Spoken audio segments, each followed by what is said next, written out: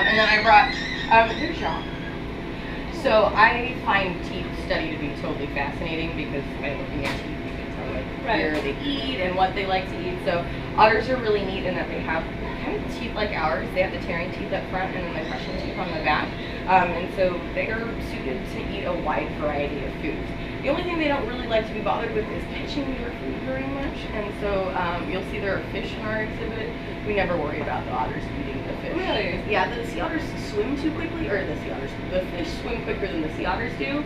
So sea otters will burn all of this energy trying to catch just one meal. Right. So instead, they prefer stuff like this. So these are sea urchin tests. This is what's underneath all the sea urchin spines. And then these are sea stars.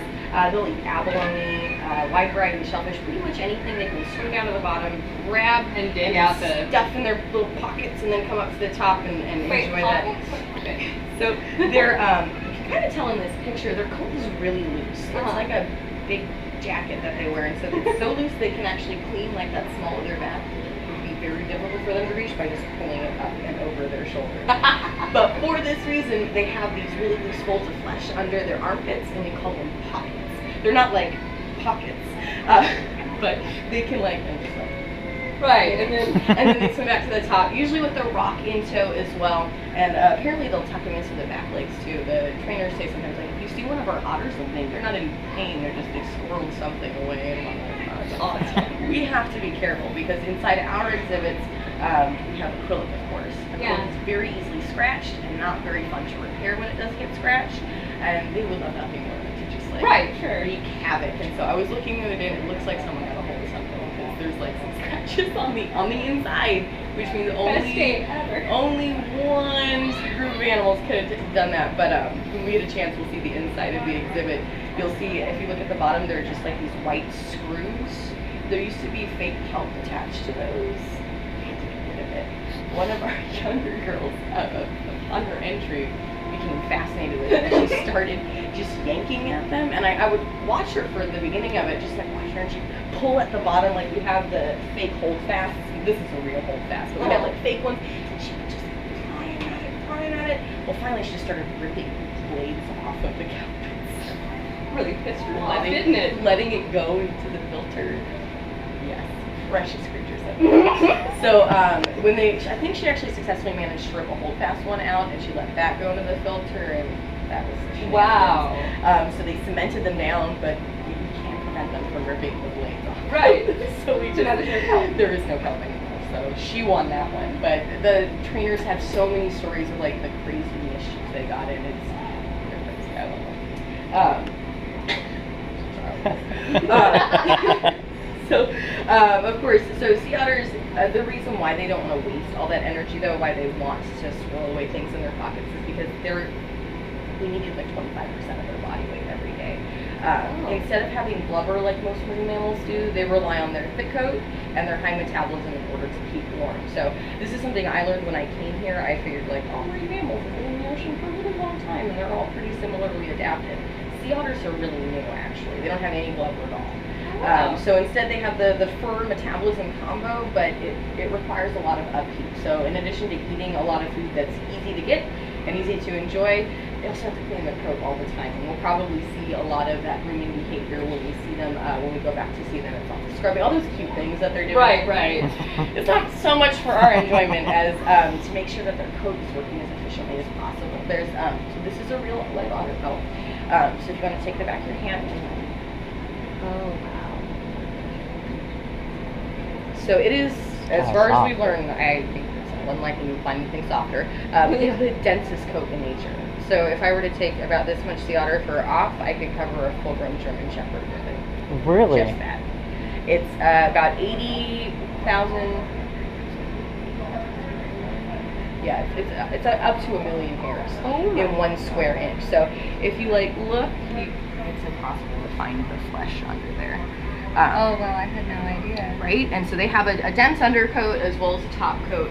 But if their fur was to be like this, water could find its way in. Right. The moment water touches their skin, that immediately starts to drop their body temperature. So they're always grooming it. They're making sure it's clean. And Do they have a natural oil? There's a little bit of oil in there as well, but just the density itself is enough, and the water just kind of gets matted on top. But if any food or any crude oil gets on their coat, then it becomes a serious problem for them. For our sea otters, they can just like haul up on our beach and clean themselves if there's anything dirty. But for a sea otter out in the wild, going out onto the beach is pretty much a death sentence. When we watch them move around, you'll see they kind of drag them. They're like little mermaids. They can gallop on all four, but it's very ungainly looking and not very fast. So instead, they flatten their back legs out and just drag them. It's like my favorite thing to watch. I spend way too much time watching these guys. But it's way faster, but definitely not fast enough to outrun any predator. Right. Not to mention, some of them are about small enough to be picked off by birds of prey. Oh, wow. So they very much prefer to stay in the water. So even though they are still really new to the ocean, they are so adapted to the ocean. They've pretty much broken that tie with the lung they used to have. Are they still endangered? Yes. And that has to do less with hunting, obviously, because it's illegal to do that, and more to do with urban development or coastal development, runoff, and just pollution. Because they eat filter feeders, their food is constantly picking up pollutants throughout the course of their life. And so just eating this is like eating a lifetime's worth of pollution buildup. Oh, wow. And the Ursha might be okay, though it might be in a weakened state and therefore easier to catch, but a sea otter that eats 25% of its body weight every day in this, that's going to build up really quickly. And so we find a lot of strandings are very common. Baby sea otters, if their mom sees them as being weak or inferior, they can't afford, because of their own sake, to take care of to need special care. So a lot of times abandonment occurs. Some of the pollutants that build up cause seizures. In fact, I say it's Betty, one of our sea otters, that's why we have her. She was abandoned because she had seizures when she was little. You can fix that. You just have to feed them the right food over a course of time, but by then she'd been abandoned, and it was too late for us to train her the way that needed to be trained. And that's what you'll find with all sea otters in any closed environment. They're all going to be basically sea otter school dropouts. Ones that didn't make it, they couldn't quite figure out grooming or feeding, and for that reason, we could not let them go. Right. And so, breeding otters in captivity, completely illegal, because all the spaces we have open are saved for those sea otters that aren't going to be able to be released. If they can't be released and there's no place for them to go, we euthanize them humanely, because it's the only thing that can be done. It's better than turning them out to the ocean. They're really, to be perfectly honest, not good food for anything. You'll hear about great white sharks eating them or biting them, but that's, I mean, if you compare a sea otter that has no blubber to a seal or a sea lion that has a huge, thick layer, those animals are going to be way more bang for your buck. So a lot of times they find like sea otters that are like kind of half eaten or bitten, and it was like, oh, is that edible? Oh no, it's not, and then it's too late for the sea otter at that point.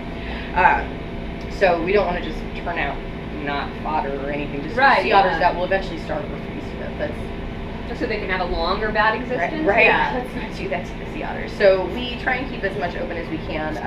One of our trainers, Jimmy, actually makes constant trips up to SORAC, or the Sea Otter Research and Rescue Facility, to go help with rescues, to go learn from them about training and stuff. He actually went up to get, I think it was Betty.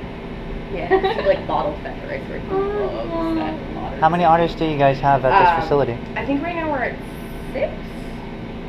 Pretty sure it's 6. I think 6 is our max goal. I know, look at that. So I feel like we took on another. Oh no, because we sent one of our sea otters, I want to say Maggie, went off to SORAC to be a surrogate mama. Okay. So, and so we took on, that was when we did the trade. So Jimmy went up there to get Betty and ended up spending like an extra 2 weeks up there, like riding on boats, rescuing sea otters and stuff. It's just the time of his life, which is so I did pull up seal and sea lion pictures behind me, because most people do try and